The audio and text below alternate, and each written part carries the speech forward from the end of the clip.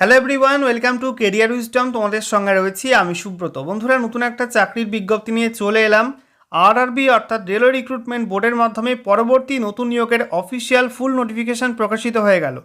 CN number 08/2025 official full notification প্রকাশিত হয়েছে। সেই সঙ্গে অনলাইনে আবেদন প্রক্রিয়া কিন্তু শুরু হয়ে গেছে। এখানে তোমাদের পে লেভেল 2 থেকে শুরু করে পে লেভেল 7 পর্যন্ত বিভিন্ন পোস্টের ভ্যাকান্সি বেরিয়েছে, যেখানে ছেলে মেয়ে সকলেই তোমরা অ্যাপ্লাই করতে পারবে এবং ভারতীয় নাগরিক হয়ে থাকলেই তোমরা এখানে অ্যাপ্লাই করতে পারবে। আজকের ভিডিওতে এই নতুন নিয়োগের অফিসিয়াল ডিটেল বিজ্ঞপ্তি নিয়ে বিস্তারিত আলোচনা করব। তো ভিডিওটা মনোযোগ সহকারে শেষ পর্যন্ত দেখে নেবে। আশা করি এই ভিডিওটার মাধ্যমে এই নিয়োগ সংক্রান্ত যাবতীয় ইনফরমেশান তোমরা পেয়ে যাবে। ভিডিওটা ভালো লাগলে অবশ্যই লাইক এবং শেয়ার করে দেবে। সেই সঙ্গে নতুন দর্শক হয়ে থাকলে লেটেস্ট ভিডিওর আপডেট সবার প্রথমে পাওয়ার জন্য চ্যানেলটিকে সাবস্ক্রাইব করে নিয়ে পাশে থাকা বেল আইকনে ক্লিক করে অল নোটিফিকেশান অপশানটিকে অন করে রাখবে। লেটেস্ট আপডেট তোমরা সবার প্রথমে পেয়ে যাবে। তো বন্ধুরা, অনস্ক্রিন তোমরা দেখতে পাচ্ছ আমরা এখন রয়েছি government of India ministry of railways railway recruitment board কলকাতার অফিসিয়াল ওয়েবসাইটে, অর্থাৎ rrbkolkata.gov.in এই অফিসিয়াল ওয়েবসাইটে। এখানে আসার পর স্ক্রল ডাউন করতে হবে। এখানে দেখতে পাচ্ছ তোমাদের রয়েছে সিএন নাম্বার 08/2025। এখানে তোমাদের ক্লিক হেয়ারে ক্লিক করতে হবে। ক্লিক হেয়ারে ক্লিক করার সঙ্গে সঙ্গে তোমাদের সামনে নতুন একটা পেজ ওপেন হবে। দেখতে পাচ্ছ নতুন একটা পেজ ওপেন হয়ে গেছে। এখানে তোমাদের বলা হয়েছে, দেখতে পাচ্ছ ডেট 30/12/2025। এই ডেটে সিএন নাম্বার 08/2025 তোমাদের একাধিক লিঙ্ক চালু করা হয়েছে। প্রথমটা বলা হচ্ছে to apply for recruitment of various post of ministerial and isolated categories. এখানে পাশের লিঙ্কে ক্লিক করে তোমরা অনলাইনে অ্যাপ্লাই করার লিঙ্কটা পেয়ে যাবে। এরপর তোমাদের এফএকিউ নোটিশ দেওয়া হয়েছে এই রিক্রুটমেন্টে। তোমরা এখানে ইংলিশ ভার্সান, হিন্দি ভার্সান পেয়ে যাবে, ঠিক আছে। এবং তার নিচে দেখো লেখা রয়েছে centralise employment notice CN number 08/2025 recruitment for various post of ministerial and isolated categories. এখানে তোমরা পাশে ইংলিশ ভার্সান এবং হিন্দি ভার্সানের লিঙ্ক পেয়ে যাবে। এখানে পাশে ক্লিক করে তোমরা অফিসিয়াল নোটিফিকেশান ডাউনলোড করতে পারবে। তো বন্ধুরা, অনস্ক্রিন তোমরা দেখতে পাচ্ছ অফিসিয়াল নোটিশ ওপেন করলাম। দেখো বলা হয়েছে government of India ministry of railways railway recruitment boards details centralise notice CN number 08/2025। এখানে তোমাদের বলা হয়েছে recruitment for the various post of isolated categories. তো এখানে তোমাদের বিভিন্ন আইসোলেটেড ক্যাটাগরির পোস্টে রিক্রুটমেন্টটা করা হবে আরআরবির মাধ্যমে। এখানে টেবিল অফ কন্টেন্ট দেওয়া আছে, অর্থাৎ তোমাদের কোন পেজে কী কী আছে তোমাদের এখানে পরপর মেনশন করা আছে, ঠিক আছে, সূচিপত্র আকারে। আচ্ছা, প্রথমেই আমরা দেখে নেব ইম্পর্টেন্ট ডেটস। বলা হচ্ছে এই রিক্রুটমেন্টের শর্ট নোটিফিকেশান বা ইন্ডিকেটিভ নোটিশ প্রকাশিত হয়েছিল এমপ্লয়মেন্ট নিউজে 20 ডিসেম্বর 2025 তারিখে। তারপরে তোমাদের অনলাইনে অ্যাপ্লাই শুরু হয়েছে গতকাল থেকে 30 ডিসেম্বর 2025 থেকে। তারপরে তোমাদের ফর্ম ফিল আপের লাস্ট ডেট বলা হয়েছে 29 জানুয়ারি 2026 রাত 11:59 পর্যন্ত অনলাইনে অ্যাপ্লাই করা যাবে। এরপরে বলা হয়েছে অ্যাপ্লিকেশান ফিস পেমেন্টের লাস্ট ডেট হচ্ছে 31 জানুয়ারি 2026, ঠিক আছে, রাত 11:59 পর্যন্ত অ্যাপ্লিকেশান ফিস পেমেন্ট করা যাবে। এছাড়া এখানে বলা হয়েছে ডেট ফর মডিফিকেশান উইন্ডো, অর্থাৎ তোমাদের এখানে মডিফিকেশান উইন্ডোর যে লিঙ্কটা চালু হবে সেটা তোমাদের 1 ফেব্রুয়ারি থেকে চালু হবে এবং 10 ফেব্রুয়ারি 2026 পর্যন্ত কারেকশান করা যাবে। তোমাদের অ্যাপ্লিকেশান ফর্মে যদি কোনো ভুল হয় সেই ভুলটা কিন্তু সংশোধন করা যাবে এবং সংশোধন করে কিন্তু মডিফিকেশান ফিজও পেমেন্ট করতে হবে। সেই সঙ্গে তোমাদের এখানে বলা হয়েছে মডিফিকেশান উইন্ডোর মধ্যে ক্রিয়েট অ্যান অ্যাকাউন্টের ফর্ম এবং যে আরআরবি তোমরা চুজ করেছো সেগুলো কিন্তু চেঞ্জ করা যাবে না। এছাড়া বলা হয়েছে পিডব্লিউবিডি ক্যাটাগরি প্রার্থী হয়ে থাকলে তোমাদের অ্যাপ্লিকেশান পোর্টালে স্ক্রাইব ডিটেল আপডেট করতে হবে। এটা তোমাদের 11 ফেব্রুয়ারি থেকে 15 ফেব্রুয়ারির মধ্যে আপডেট করতে হবে। আচ্ছা, এরপর দেখো তোমাদের এখানে বলা হয়েছে কোন কোন পদে নিয়োগ করা হবে এবং তোমাদের কোন কোন পোস্টে কত বেতন, মেডিকেল স্ট্যান্ডার্ড, বয়সীমা এবং শূন্য পদ কত রয়েছে। প্রথমে রয়েছে চিফ ল অ্যাসিস্ট্যান্ট। এই পোস্টে 22টা ভ্যাকান্সি আছে। পে লেভেল 7 অনুযায়ী এখানে বেতন দেওয়া হবে, অর্থাৎ শুরুর বেতন 44,900 টাকা। মেডিকেল স্ট্যান্ডার্ড লাগবে C1। তোমাদের 1/1/2026 এই তারিখ অনুযায়ী প্রত্যেকটা পোস্টের বয়স হিসাব করতে হবে। এই পোস্টের ক্ষেত্রে বয়স লাগবে 18 থেকে 40 বছর। পরবর্তী পোস্ট পাবলিক প্রসিকিউটর। এই পোস্টে 7টা ভ্যাকান্সি আছে। পে লেভেল 7 অনুযায়ী পোস্টে বেতন দেওয়া হবে, অর্থাৎ 44,900 টাকা শুরুর বেতন। C1 তোমাদের মেডিকেল স্ট্যান্ডার্ড লাগবে, 18 থেকে 32-এর মধ্যে বয়স হতে হবে। 3 নম্বর পোস্ট জুনিয়র ট্রান্সলেটর হিন্দি। এই পোস্টে পে লেভেল 6 অনুযায়ী বেতন দেওয়া হবে, অর্থাৎ শুরুর বেতন 35,400 টাকা। C2 তোমাদের মেডিকেল স্ট্যান্ডার্ড লাগবে, 18 থেকে 33-এর মধ্যে বয়স হতে হবে। 202টি ভ্যাকান্সি এই পোস্টে আছে।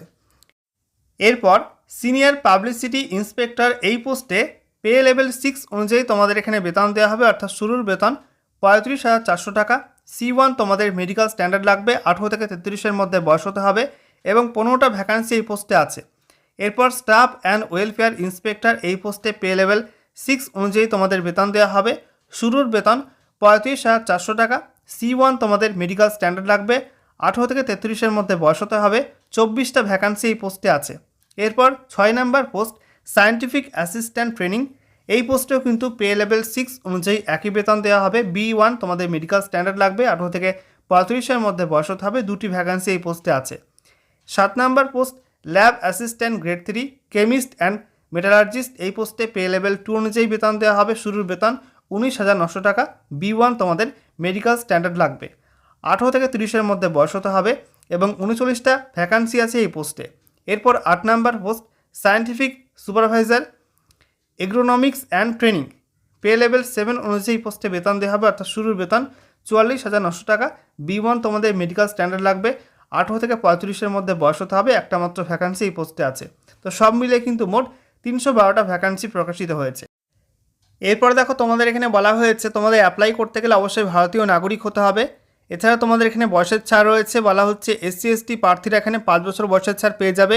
OBC NCL প্রার্থীরা এখানে 3 বছর করে বয়সের ছাড় পেয়ে যাবে। আর PWBD ক্যাটাগরি প্রার্থীরা 10 বছর এখানে বয়সের ছাড় পেয়ে যাবে, ঠিক আছে। এরপর দেখো এক্সামিনেশন ফি তোমাদের লাগবে। PWBD মহিলা প্রার্থী, ট্রান্সজেন্ডার, সেই সঙ্গে এক্স সার্ভিসম্যান এই সমস্ত ক্যাটাগরির প্রার্থী, এছাড়া SC ST মাইনরিটি কমিউনিটি প্রার্থী, ইকোনমিক্যালি ব্যাকওয়ার্ড ক্লাস বা EBC এই সমস্ত ক্যাটাগরির প্রার্থী হয়ে থাকলে তোমাদের 250 টাকা ফিস পেমেন্ট করতে হবে। CBT পরীক্ষায় বসলে ফার্স্ট টেস্ট CBT পরীক্ষা দিলে তোমরা কিন্তু ব্যাঙ্ক চার্জ কেটে বাকি টাকাটাই প্রায় পুরো টাকাই রিফান্ড পেয়ে যাবে। এছাড়া এই সমস্ত ক্যাটাগরির প্রার্থী বাদে বাকি সমস্ত ক্যাটাগরি ক্ষেত্রে অর্থাৎ UR OBC সেই সঙ্গে EWS এই সমস্ত ক্যাটাগরি ক্ষেত্রে 500 টাকা ফিস লাগবে।